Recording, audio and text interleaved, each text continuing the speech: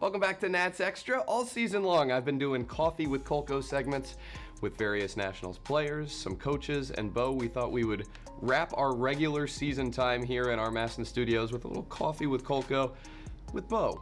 How about this? This is nice. This is really nice. I'm actually honored that you asked me to join your show.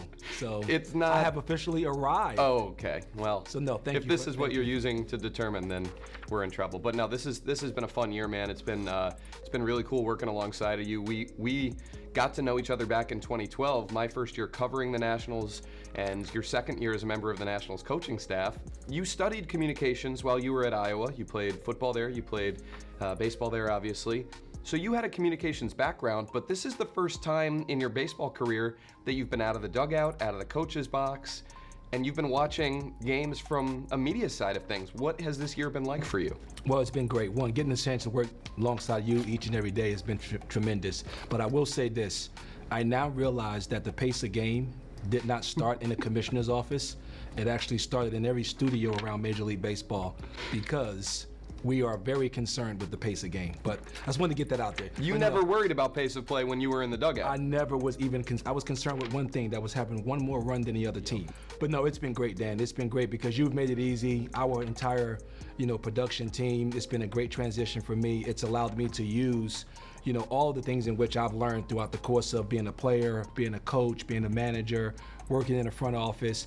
I've found, a place to basically apply all of those different things. Well, I'm curious, what have been the most fun aspects of it? What have you enjoyed the most? And what have been the things that have been the toughest for you to maybe get over the hurdle of being in this role, or just acclimating to not being a coach this year?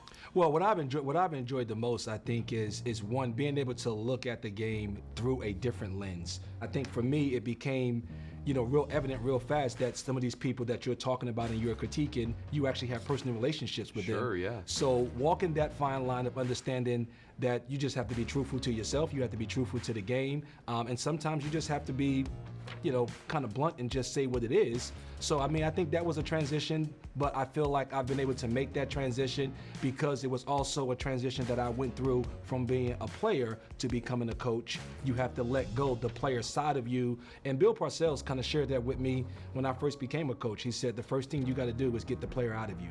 I know that one thing that's been an adjustment for me has been, the last 5 years, and even when I was writing in the years prior to that, I was around the action anytime that I was doing my job. And now, 81 games a year, we're here up at our studios watching the game on TV like people are on their couches at home. So that was a little strange for me. Was that strange for you too? Yes, it is. And again, I'm going to go back to some of my mentors that helped me. John Hart, when I moved from the field into the front office, he said, one of the things that you're going to have to get used to when you're on the field, you actually have a direct impact on what's going to happen in the game. Once you move into the front office, he goes, you lose that sense of impact. Yeah. And as I sit here and we sit and watch some games, we're talking games through, you're asking me questions about what should we do here, what should we do there. I think that's the part that becomes tough because we're vested in the Washington Nationals. We want them to do well. We want to win ball games. Sure. So there's times throughout the course of the game where I'm watching decisions and it's just eating me up inside because I'm just like, no. But at the end of the day, I'm in a different position. You cannot have an impact on the field. Right. And that you have to just grow with and you have to deal with. We have had some interesting moments up here at the studio. And Bo, we're going to go through some of these games now. April 9th, the Nationals were in Philadelphia. Down one in the 9th inning. They're down to their last strike, and Victor Robles comes up, crushes a home run that ties the game, and then an inning later, Juan Soto, the 3-run home run. Victor Robles then adds another big hit right after him. The Nationals go on to win that game. I remember that was our first case of being here in the studio, getting ready to do our postgame show, and essentially having to tear up the rundown, throw it out, but for good reason, a happy reason, because the Nationals came back because Victor Robles had a dramatic knock. Yes, and I think that was also the night that I actually nicknamed them the Young Thundercats. Yeah. Because of their heroics during that game. Again, that was new for me because when you look at a script and trying to understand what you're going to talk about, teaching the game, talking the game comes natural to me.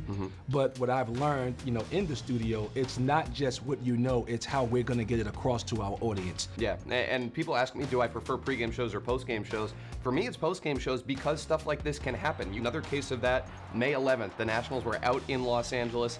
This is where it all began, the Gerardo Parra game. And I remember us going absolutely insane. We were watching in the cubicles at that point in our newsroom, and we were screaming, we were yelling, we were high-fiving. That was a really cool moment. And when I think about that moment, I think it actually was the moment, the pivotal point of the season where the team actually hit the switch.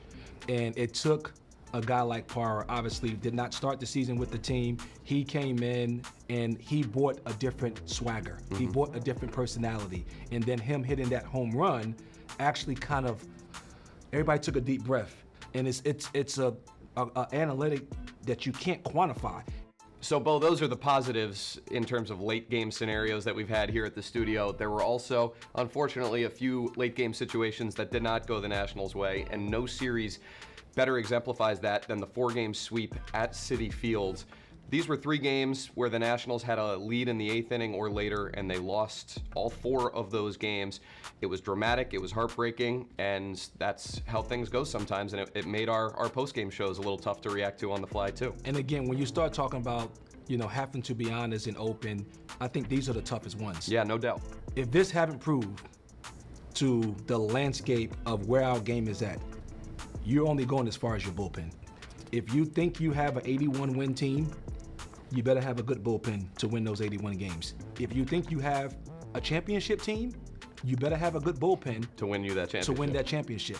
So to look at where this team is at today and knowing all the bullpen woes that they've had, it tells you just how good the roster is. We'll see how it goes down the stretch, man. It's going to be fascinating over the final week plus of the season. It's been a blast for me being alongside you this year, and hopefully we don't just have this week. We have a deep October run that we're doing pre- and post-game shows for all the Nationals playoff games as well. So thanks for being here with me this year, man. It's been a lot of fun, and hopefully there's more to go. Yes, it's been a pleasure, brother.